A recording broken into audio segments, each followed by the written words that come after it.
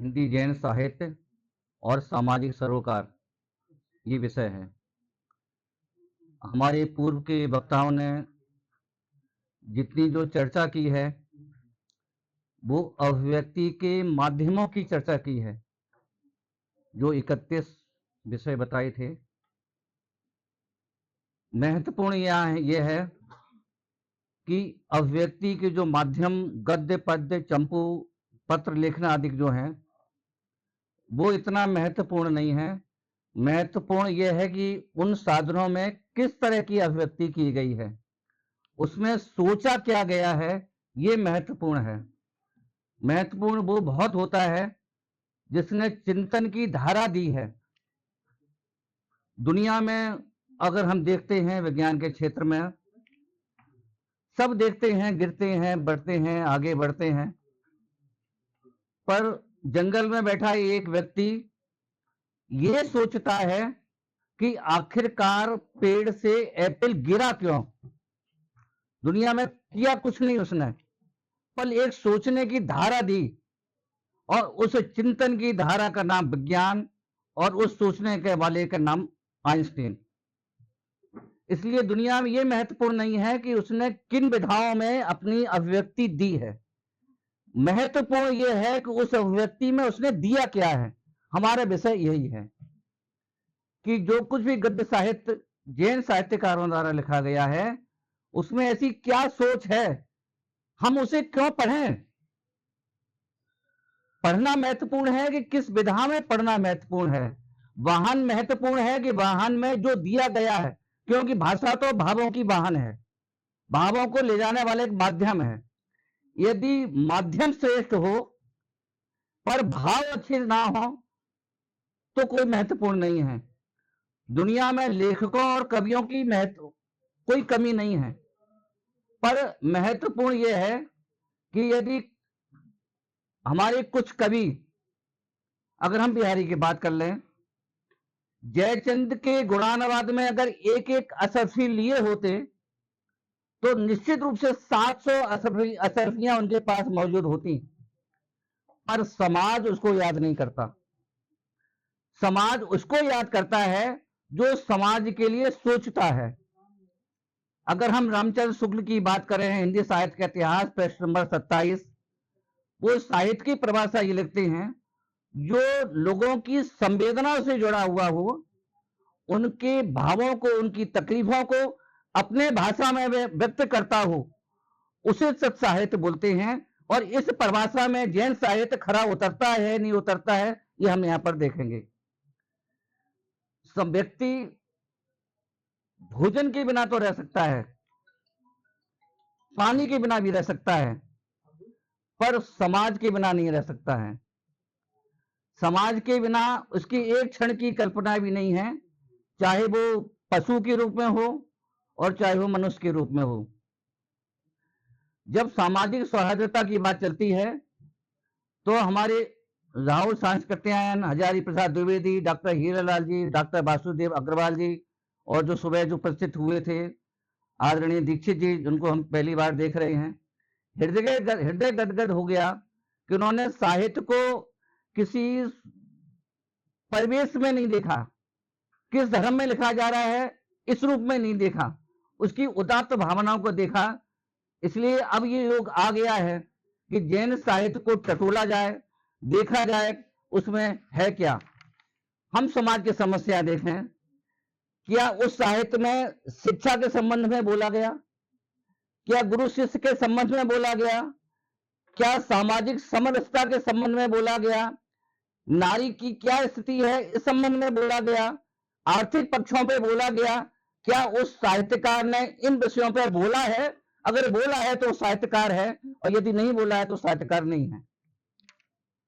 इन दायरे में आदरणीय डॉक्टर नगेन, हिंदी साहित्य का इतिहास, डॉक्टर रामचंद्र जी शुक्ल, हिंदी साहित्य का इतिहास, जब इनकी पूरी पुस्तक हम पढ़ करके आए तो ये परिभाषा उन्होंने दी है, ये परिभाषा सर्वमान्य है।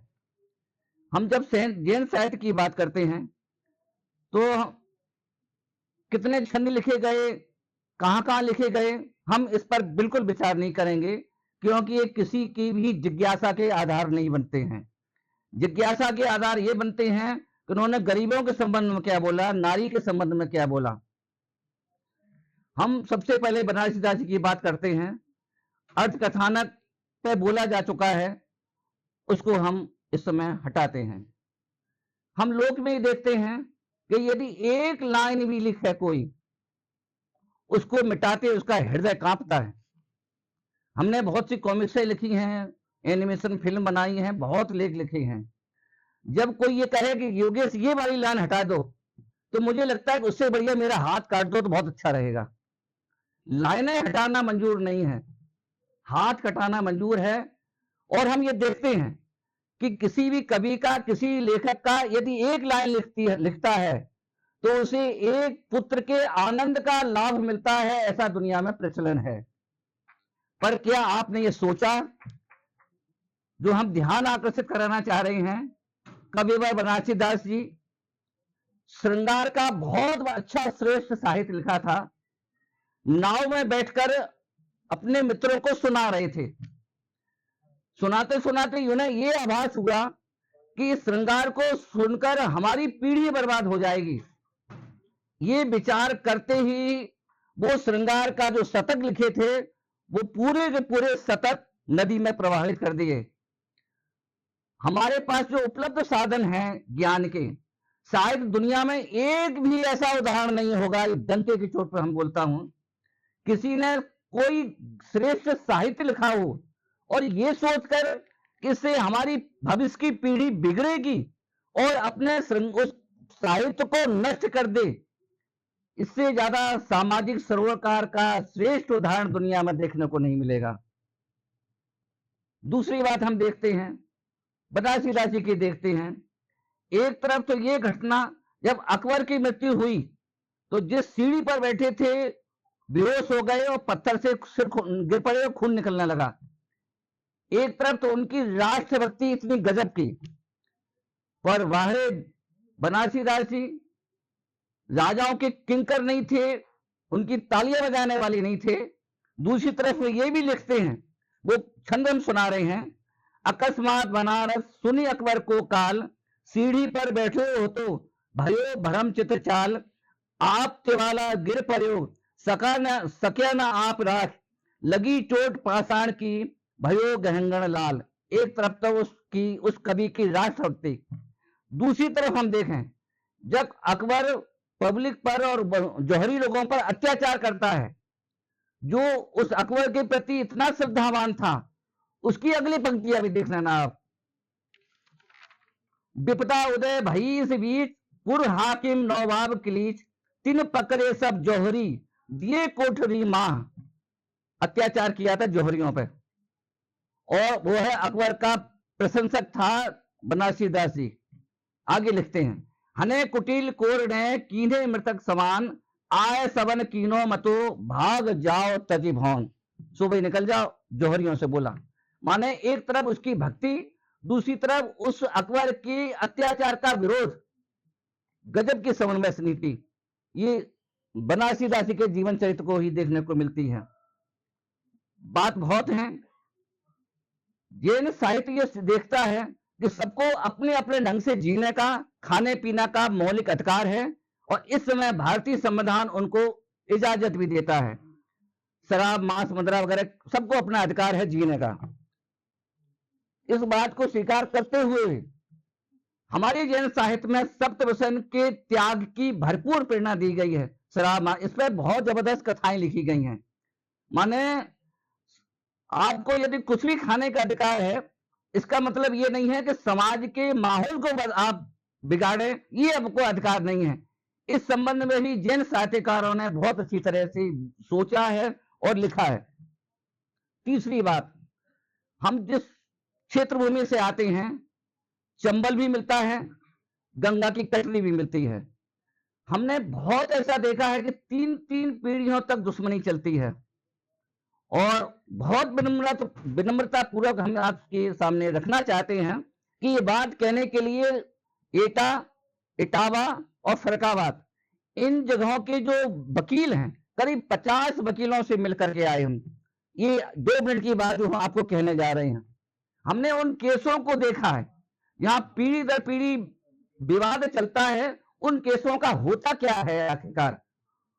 50 वकीलों ने एक मत से कहा कि इन केसों में कुछ नहीं होता है, अंत में सुलह ही होती है। हम इस समस्या को जैन साहित्यकारों की दृष्टि से देखें, क्या बोलते हैं। हमारे गद्य जो साहित्यकार हैं, उन्होंने जब हमारे कथानकों का वर्णन किया है तो उसमें पीढ़ी दर पीढ़ी का वर्णन किया है। एक पर भव दो, कहानी तो बहुत छोटी, लेकिन कई भवों तक की चर्चा की है। कमठ का उपसर्ग और मरुभूति एक प्रसिद्ध कहानी है। हम वहां देखते हैं कि कमठ अपने मरुभूति की मतलब अपनी भाभी के साथ एकांत में बैठकर अनाचार करता है। जब मरुभूति को पता पड़ता है तो उनकी दुश्मनी चलती है और वो कई भवों तक चलती है। आपको देख के आश्चर्य होगा, इस विषय में जैन साहित्यकार क्या बोलता है। जैन साहित्यकार जब देखता है कि कई पीढ़ियों तक दुश्मनी इनकी चल रही है, तो एक ही उपाय जैन साहित्यकार को दिखता है कि बिना क्षमा का अस्त्र उठाए इस समस्या का समाधान नहीं हो सकता है, क्योंकि खून से कभी खून का धब्बा नहीं मिटता है। और ये इतने भवों तक जो चर्चा चल रही है, हम इस बात पर नहीं जाएंगे कि वो कहानी कैसी है। कहानी के पीछे हर कहानीकार का एक दर्शन होता है। कहानी क्या, वो सत्य कितनी है, इस विषय पर जाने का हमारे पास कोई प्रमाण नहीं है। पर यह सच है कि वहां पर कहानीकार ने कई पीढ़ियों तक आपस में दुश्मनी दिखाकर समाधान ये किया कि मरुभीति ने कमठ को उत्तम क्षमा का दान दिया। हम 50 वकीलों से मिले हैं इस छोटी सी बात को कहने के लिए। उन वकीलों ने ये बोला कि जहां 3-3, 4 पीढ़ी तक कि हमने पिताजी को मारा, फिर तुमने हमारा मारा, फिर तुमने हमारा मारा, उन केसों में अदालत में समाधान यही होता है कि वे आपस में सुलहनामा करते हैं। आपको ताज्जुब होगा कि जो हमारे न्यायालय करते हैं, 50-50 वर्ष तक केस चलते हैं और समाधान एक ही होता है, वो समाधान होता है कि बैठ के सुलह कर लो। आज से 400 वर्ष पहले हमारे जैन जो गद्यकार हैं, उन्होंने जो कहानियां लिखी हैं, उन कहानियों का भी यही दर्शन था कि आखिरकार क्षमा का अस्त्र किसी को तो उठाना पड़ेगा। माने सामाजिक सामंजस्य बताने के लिए, सामाजिक वैर भाव को दूर करने के लिए एक ही उपाय है, दूसरा कोई उपाय नहीं है। ये है जैन दर्शन का सामाजिक सरोकार। हम और आगे की बात करते हैं। गुरु शिष्य के संबंध कैसे होना चाहिए, शिष्य को गुरु से कैसे व्यवहार रखना चाहिए, ये एक बहुत बड़ा सामाजिक मुद्दा है। इस मुद्दे पर जैन साहित्यकार क्या बोलते हैं। जग जन बंदत भूपति ताही अधिक विद्वान, मान भूपति देश जिन विद्या सारे भान, दारिद्र संपत्ति में सदा सुखी रहत विद्वान, आदर तय लाभे सुलह सहे नहीं अपमान, राज चोर डर पे धनी धन खर्चत घट जाए, विद्या देते मान बले नरपति बंदे जाए। माने जैन साहित्यकारों ने विद्वानों को सिर माथे रखा है, क्योंकि जिस समाज में विद्वान सम्मानित नहीं है, वहां की पूरी समाज सम्मानित नहीं होती है। इस तरह की कविताएं, छंद, कहानियां हमारे जैन साहित्यकारों में देखने को मिलती हैं। दूसरी बात, हमारा आज का पढ़ोगे तो आगे बढ़ोगे, ये आज का नारा नहीं है। इस विषय पर भी हमारे साहित्यकार बोलते हैं क्या ये कथमपि मृत्वा, अरे मर पच कर कैसे भी हो, पहला काम ये कर लेना कि अपने परिवार को आगे, क्योंकि वे ही परिवार आगे बढ़ते हैं जिनके परिवारों में पठन पाठन शिक्षा का प्रचलन होता है। इस संबंध में हमारे जैन साहित्यकार कहते हैं, 4 गतिन में मनुष्य को पढ़े को अधिकार। हम लोग जैन दर्शन 4 गतियां मानता है। इन 4 गतियों में मनुष्य को ही पढ़ने का अधिकार है। मनुष्य जन्म धर ना पढ़े ताको अति धिक्कार, पुस्तक गुरु थिरता लगन मिले सुथान सहाय, तब विद्या पढ़वे बने मानुख गति पर जाए। अब आगे बात उठती है किस उम्र में पढ़ा जाए। इस विषय पर भी जैन साहित्यकारों ने लिखा है, 5 थकी 16 बरस पठन समय यो जान, तामे लाड़ ना कीजिए। कि बचपन में जिन माता पिता ने अपने बच्चों को लाड़ किया, प्यार किया, समझ लेना चाहिए उन्हें अपने बच्चे को बर्बाद कर दिया। इस विषय पर भी जैन साहित्यकारों ने सोचा है, तामे लाड़ ना कीजिए, पुण्य सुत मित्र समान। और 16 वर्ष के बाद में बच्चे के साथ कैसे व्यवहार करना चाहिए, मित्रवत। मेरा कहने के मतलब ये है, जो सामाजिक तथ्य थे, इस पर भी हमारे जैनाचार्य ने बहुत अच्छी तरह से विचार किया। साथ में ये शर्त लगी कि वो विद्या हमें नहीं चाहिए जिसमें बिगड़ने की संभावना ज्यादा हो, क्योंकि बिना ब्रेक की गाड़ी विनाश का कारण होती है। वह विद्या जिसमें संस्कार नहीं है, वह विद्या भी विनाश का कारण होती है। इस विषय पे भी जैनाचार्यों ने सोचा है। जो पढ़े कहे ना आचरण, नहीं करे श्रद्धान, ताको पढ़ो बोल वो काग वचन कौवे के समान है वो। मतलब कितनी सामाजिक हमारी जरूरतें थी, उस पर भी उन्होंने बोला। जो सुख चाहे जीव को तो बुद्धजन या मान, बुद्धजन का कविता है। त्यों तो मरपच लीजिए, मरपच के माने भयंकर परेशानी बर्दाश्त कर लेना, पर शिक्षा के माध्यमों को नहीं छोड़ना। इस तरह से शिक्षा के आधारों को भी बहुत अच्छी तरह से मजबूत किया। साथ में एक बहुत महत्वपूर्ण, शायद हमारे सभा के लोगों का हृदय गदगद ही हो जाएगा, हमारे इतिहास में एक बहुत कलंकित क्षण है द्रोणाचार्य और एकलव्य का। यहां पक्षपातपूर्ण शिक्षा की प्रणाली का एक उदाहरण मिलता है। हमारे जैन साहित्यकारों ने क्या सोचा है, आगे की लाइन हृदय थाम के रहना, कम से कम उन शिष्यों के लिए कि जो गुरु के संबंध में क्या सोचते हैं। मैं बहुत मजबूत रखूंगा स्वयं के ज्ञान के कंधे कि इन पर बैठकर, मैं बहुत मजबूत रखूंगा ज्ञान के कंधे कि इन पर बैठकर तुम दूर देख पाओ, दूर तक आओ। कि यह बहुत सा कीचड़ यहां पर जम गया है, टीचर कह रहा है कि यहां कीचड़ जो बहुत जम गया है, मैं पाषाण बनकर उभरूं, तुम पांव रखकर सुरक्षित निकल जाओ। इतनी अपने शिष्यों के प्रति इतनी उदात्त भावना कि तुम्हारी जितनी आपदाएं हैं, हम अपने प्रज्ञा छेनी से उन सारी आपदाओं को दूर करूंगा, तुम अपने लक्ष्य पर सुरक्षित पहुंच जाओ। अपने शिष्यों के प्रति इतनी उदात्त भावनाएं, मुझे लगता है इससे ज्यादा सामाजिक सरोकार और क्या हो सकता है, जो अपने शिष्य के संबंध में ये सोचता है कि तुम्हारी जितनी आपदाएं हैं मैं स्वीकार करूंगा, पर यह कभी स्वीकार नहीं करूंगा कि तुम किसी कीमत पर अज्ञान के अंधेरे में रहो। ऐसी श्रेष्ठ भावना शायद कहीं देखने को नहीं मिलेगी। और बात आगे, किताबों का बोझ बहुत ज्यादा हो गया है, बच्चे पढ़ नहीं पा रहे हैं, ये आज की समस्या है। इस समस्या को 100 वर्ष पहले हमारे जैन कवियों ने सोचा है, ये महत्वपूर्ण है। पता नहीं कितना श्रेष्ठ साहित्य हमारे पाठ्यक्रम में क्यों नहीं रखा गया, ये एक शोध का विषय हो सकता है। पर ये लाइनें आप देख लीजिए, अपनी पाठ्य पुस्तकें ले लो, मैं ना परीक्षा में बैठूंगा, 100 साल पहले लिखा गया है। अपनी पाठ्य पुस्तकें ले लो, मैं ना परीक्षा में बैठूंगा, पुस्तक जहां खत्म होती है अब तो उस तल में बैठूंगा। इतना मुझे पढ़ाया, पढ़ते पढ़ते मैं जड़ ग्रंथ हो गया, अब मैं ना पुस्तक पढ़ूंगा। ये कविता की लाइन है। हे मेरे अंदर अभिभावक, अब नहीं मुझको पढ़वाओ, कवि तन्मय बुखारिया। आगे हम देखते हैं समाज की जितनी समस्याएं। हमारे गद्यकार में एक पंडित टोडरमल जी हुए हैं, बहुत प्रसिद्ध हुए हैं, कुछ परिचित हैं कुछ अपरिचित नहीं हैं। हिंदी साहित्य की पहला ग्रंथ होगा जिसमें प्रश्नोत्तर शैली में अपनी बात कही गई होगी। आपने सर्जिकल स्ट्राइक का नाम तो सुना होगा सबने। हम आपसे पूछना चाहते हैं, सर्जिकल स्ट्राइक की सोच सबसे पहले किसने सोची? यद्यपि ये मेडिकल शब्द है, जो ऑपरेशन करते हैं उसमें उसी अंश को छुआ जाए, दूसरे अंश को ना छुआ जाए। पंडित टोडरमल जी ने जिस विषय को उठाया है, उस विषय को उठाते हुए इतने सावधान हुए हैं कि उस विषय पर दोबारा कोई प्रश्न नहीं कर सकता। जितनी शंकाएं हो सकती हैं उन सबका समाधान मोक्ष प्रकाशक में देखने को मिलता है।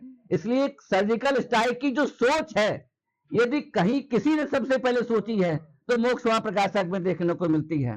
पंडित टोडरमल जी समुद्र के आगे जाकर के सीपों और मोतियों की भीख नहीं मांगते हैं, वे समुद्र के अंतःस्तर में जाकर उन मर्मों को देखते हैं और अपने ग्रंथ में लिखते हैं। इस रूप में गजब की प्रस्तुति वहां पर की गई है। और हम आपके देखते हैं कि जैन दर्शन अकर्तावादी है, जगत के कर्ता के रूप में किसी को नहीं मानता है। जैन दर्शन की ऐसी सोच है कि हमारे मंदिर शिक्षालय होना चाहिए, भिक्षालय नहीं होना चाहिए। यहां शिक्षा मिलना चाहिए। भिक्षा चाहे साइकिल वाले से मांगी जाए या BMW के मालिक से मांगी जाए, भिक्षा तो भिक्षा होती है। इसी तरह से भिक्षा चाहे सड़क पर मांगी जाए या किसी देवालय में मांगी जाए, भिक्षा तो भिक्षा होती है। इस बात को छूते हुए जैन दर्शन के साहित्यकार ये सोचते हैं कि आखिरकार ये मंदिर भिक्षालयों के केंद्र, भिखारियों के केंद्र क्यों बन गए हैं। इस पर भी जैन साहित्यकारों ने लिखा है, सुनिए आप। तुमको पहचाना तुम झट बेटा देते हो, मतलब भगवानों की क्या उपयोगिता है, इस पर हमारे जैन साहित्यकारों ने लिखा है। तुमको पहचाना तुम झट बेटा देते हो और डाकनी भूत तुरंत ही हर लेते हो। कभी कभी तो तुमको यह कौतूहल आता, अरे फिर देते सहसा ही जज का माथा।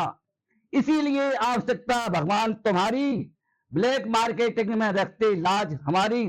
और नहीं तो तुमको हमसे मतलब ही क्या, क्या मतलब है भगवान के पास। और नहीं तो तुमको हमसे मतलब ही क्या, दुनिया में बस इसीलिए भगवान रह गया। तुम्हें जानकर जग तुमसे हैरान रह गया। इतने अच्छी गजब की जो भक्तियां हैं, भजन हैं, गीत हैं, काव्य हैं, वो जैन साहित्य में भरपूर मात्रा में देखने को मिलते हैं। और बात, हमारे जो धर्मायतन हैं थे तो शिक्षा के केंद्र, पर आज की जो समस्या वो भी लिखी गई है। आज वो मंदिर धनार्जन के केंद्र बन गए हैं, पैसा पैदा करने के माध्यम बन गए हैं। इस समस्या को भी साहित्यकार ने लिखा है। ऋषियों का यह देश हमारा शोषित है, लुंठित है।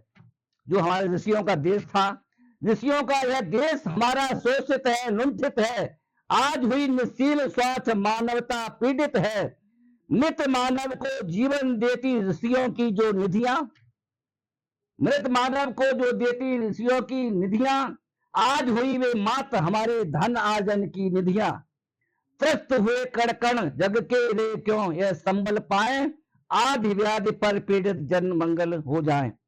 मतलब समाज की जितनी समस्या थी उनको भरपूर रूप से हमारे जैन साहित्यकारों ने लिखा है। इसलिए उनका सामाजिक सरोकार तो बनता ही है। सार्वजनिक जीवन में जो अधिकांश सफल लोग होते हैं वो अपनी लोगों की टिप्पणियों से अपनी योग्यता का मापदंड मानते हैं। अभी हमारा वक्तव्य खत्म होगा, हम किसी से ना किसी से पूछेंगे हमारा वक्तव्य कैसा रहा, सब पूछेंगे और हम भी पूछेंगे। इस विषय में हमारे जैन साहित्यकारों ने क्या लिखा, लोगों की प्रशंसा से अपने को मत तोलो। 80 वर्ष पर लिखा है, लोगों की प्रशंसा से अपने को मत तोलो, दुनिया की निंदा से घबराकर मत बोलो। निंदा प्रशंसा की सरती धूप छांव में, निंदा प्रशंसा की सरती धूप छांव में अंदर में झांक कर फिर बोलो। शायद इससे श्रेष्ठ सामाजिक सरोकार और क्या हो सकता है। और हम देखते हैं समाज में नासूर बन चुके ऊंच नीच के भेद, कि तुम ऊंचे तुम नीचे। क्या इस विषय में भी जैन साहित्यकारों ने सोचा है? हाँ, सोचा है। कोई ऐसा विषय नहीं है जिस पर जैन साहित्यकारों ने सोचा ना हो। संक्षेप में हम आपके सामने प्रस्तुत करते हैं। तुम्हें जानकर जग तुमसे अनजान रह गया, रे मानव की तरह तुम्हारा जन्म हुआ है। सब जाति का जन्म एक तरह से ही होता है। रे मानव की तरह तुम्हारा जन्म हुआ है, राजघराने में जन्मे यह बड़ी बात नहीं है। राजघराने में जन्मे यह बड़ी बात नहीं है। महलों में रहकर भी मानव गिर जाता है और सुमन कांटों में खिलकर पल जाता है। अरे झोपड़ी महल यहाँ कुछ बात नहीं है, जागे पौरुष मुक्ति कहीं अवरुद्ध नहीं है। मुक्ति के लिए जाति पात की अपेक्षा नहीं है। और बहुत मजबूती से ये तो कुछ उदाहरण दे रहे हैं, बाकी के हमने 200 पेज इस शोध पर हमने लिखे हैं। पर दुनिया तो इस रहस्य को समझ ना पाई। कैसे तू इंसान इस रहस्य को समझ ना पाया? अरे तू इंसान कैसे भगवान बन गया? जग तुम्हें जानकर जग तुमसे, माना ऊंच नीच पर भी इतना जबरदस्त कुटाराघात साहित्य किसी साहित्यकार ने देखने को नहीं मिलेगा। जैन साहित्यकार प्रकृति प्रेमी भी बहुत है, हृदय में दया भी है, करुणा भी है, और चाहता है कि हमारा पर्यावरण सुरक्षित बना रहे। देखता है कि जो तिनका दाबे हुए हैं उनको शिकार करके अपना शौर्य समझता है। जो खुद बेचारा दीनहीन है उसको मारकर पराक्रम की हिमालय पर चढ़ना चाहता है। जैन साहित्यकार इसमें क्या सोचता है? कानन में बसे ऐसो आन ना गरीब जीव, प्राणन सो प्यारो प्राण पूजी जिसे यही है, कायर स्वभाव धरे काहू से ना द्रोह करे। किसी से दुश्मनी नहीं हिरण की, किसी की चुगली नहीं करता है, किसी की बुराई नहीं करता है, किसी से कोई लेना देना नहीं है, सभी से डरे, सभी से डरता है, इसलिए दांतों में तिनका दवाई फिरता है। काहू के परोस पर दोष ना कहे, किसी के चुगली पर दोष भी नहीं कहता है। नेक स्वाद सारवे को ऐसे मृग मारवे को, हा हा रे कठोर तेरी कैसे कर बढ़े। जो खुद बेचारा दीनहीन है, किसी की बुराई नहीं करता है, और ये सूरमा उसको मार कर अपने पराक्रम समझते हैं, तेरे इस कार्य के लिए हाथ कैसे बढ़ते हैं भूतरदासी। इस सब में लिखा है। निश्चित रूप से पर्यावरण को बढ़ावा भी हमारे जैन साहित्यकारों ने दिया। और गजब की बात हो गई, हर सत्ता जब तक सत्ता शासन पर रहती है ईमानदार होती है, देशभक्त होती है, और सत्ता से हटती है क्या होता है? सब कुछ हो जाता है। इशारा समझ लेना कि आप देशभक्ति कब है कि आप उस सत्ता से जुड़े हुए हैं तो देशभक्त हैं, और सत्ता से हटकर देश विरोधी हो गई। गजब की बात है, इस पर भी हमारे जैन साहित्यकार बनारसी दासी ने लिखा है। 2 लाइनें देखने लायक बात है। सत्ता की समाधि में विराजी रहे सोई साहू। जब तक सत्ता में हो तब साहू बढ़िया हो, ईमानदार और देशभक्त हो। सत्ता से निकसी और गए सोई चोर है। प्रश्न महत्वपूर्ण यह है कि जिस साहित्य में सारी विधाओं पर खुलकर लिखा है, ये तो कुछ उदाहरण दिए, बाकी बहुत बड़ा इस पर शोध लेख है, ये बहुत महत्वपूर्ण है। इसलिए हमें लगता है एक पॉइंट और महत्वपूर्ण, रीत काल में तो एक कंपटीशन बन गया था कि नारी के श्रृंगार का वर्णन करना। ऐसा लगने लगा था कि कोई नारी है कि कोई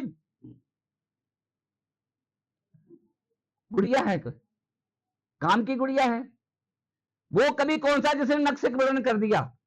ये कवियों की कविता की मापदंड था, कंपटीशन लगा हुआ था। उसी समय में रहने वाले कवि जो 4 लाइनें हैं वो सुनने लायक हैं। मास की ग्रंथि कुछ कंचन कलश कहें, कहें मुख चंद्र जो सलेसमा को घर है, हार के दसन आदि हीरा मोती कहता है, मास के अधर ओठ कहे बिंब फलो है, हार दंड भुजा कहें कौल नाल कान भुजा, हाड़ की ये थम्बा झंबा कहे रम्मा तरु है, यो ही झूठी जुगती बनावे और कहावे कभी, ये ते पे कहें हम शारदा को बरु है। जैनाचार्यों ने उस समय पर जब ऐसे ही कविता करने वाले नारी का नक्शे का वर्णन नहीं करे तो वो कभी नहीं, उस समय पर उस परिस्थिति में उन चीजों का विरोध करना, शायद इससे बड़ा साहस, इससे बड़ी योग्यता दुनिया में देखने को नहीं मिलेगी। लेकिन इस तरह की भावनाएं हमारे जैन साहित्यकारों में खूब फल फूल रही थी और बहुत अच्छी तरह से लिखा गया है। और हम देखें, सील सदा जो नरपाल है सो औरन की आपत, माने जो अगर सदाचार में है तो देश का बहुत बड़ा रेवेन्यू बचाता है। क्योंकि यदि हम आतंकवादी होंगे, अनाचारी होंगे, तो हमारे कंट्रोल करने के लिए देश का जो इकट्ठा पैसा टैक्स का है वो करोड़ों रुपए हमको दबाने में खर्च होगा। लेकिन यदि हमारा सचरित्र जीवन होगा तो उसके कारण से करोड़ों रुपए का पैसा सरकार का बचेगा। ये लंबी कल्पना करके जैन साहित्यकारों ने लिखा, सील सदा जो नरपाल है, जो अपने संयमित जीवन को पालता है, सो औरन की आपदा टाल है, माने वो औरनों की आपदा तो टालता ही है लेकिन कहीं ना कहीं टैक्स भी बचाता है। इतनी लंबी कल्पना हमारे जैनाचार्यों ने की है।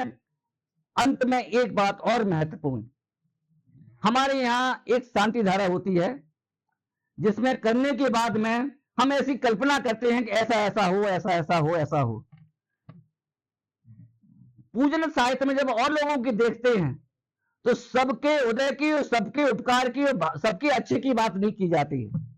पर हमारा जो पूजन साहित्य है उसकी कुछ लाइनें सुनाना बहुत जरूरी है इन सुधी लोगों के बीच में। होवे सारी प्रजा को सुख बल युत हो धर्मधारी नरेसा, होवे वर्षा समय पे तिल भर ना रहे व्याधियों का अनेसा।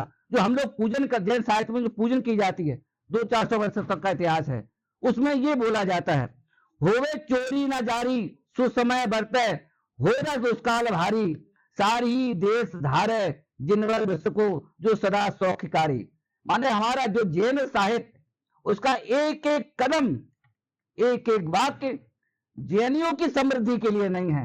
हमारा एक एक वाक्य राष्ट्र समृद्ध है, देश समृद्ध है, सारी दुनिया में शांति बनी रहे, इन भावनाओं को लेकर के ही जैन साहित्य लिखा गया है। लेकिन बहुत तकलीफ होती है कि ऐसा श्रेष्ठ साहित्य जिसमें सबके उदय की बात हो, सबके कल्याण की बात हो, उसको हमारे उन 150 लोगों की करोड़ की आबादी वालों के पास में ये बात क्यों नहीं जाने दी जा रही है, उनके ज्ञान के विषय ये क्यों नहीं मनाया जा रहा है। एकमात्र कारण लगता है सांप्रदायिक संकीर्णता, सांप्रदायिक संकीर्णता, और दूसरा कोई उपाय नहीं दिखता है। विषय बहुत है, 12 पेज का है। इस पूरे लेख को अगर पीडीएफ किसी को चाहिए है हमसे ले सकता है। और जो बोला है बहुत परिश्रम करके बोला है। कोर्ट वाले के लिए 3 जगहों पर गए, हम 50 वकीलों से पूछा। इस तरह एक एक चीज के लिए हम यहाँ जो बोले हैं बहुत मेहनत करके जिम्मेदारी पूर्वक बोले हैं। निश्चित रूप से आपको किस भाषा में बोला गया ये महत्वपूर्ण नहीं है, पर क्या बोला गया है ये महत्वपूर्ण है। और इस बात की अगर आपको जिज्ञासा हो निश्चित रूप से आपको जैन साहित्य पढ़ना ही चाहिए। यदि सारे देश में नारियों के संबंध में, गरीबों के संबंध में, लोगों के संबंध में जैन साहित्य क्या सोचता है, ये आपको अधिकार बनता है।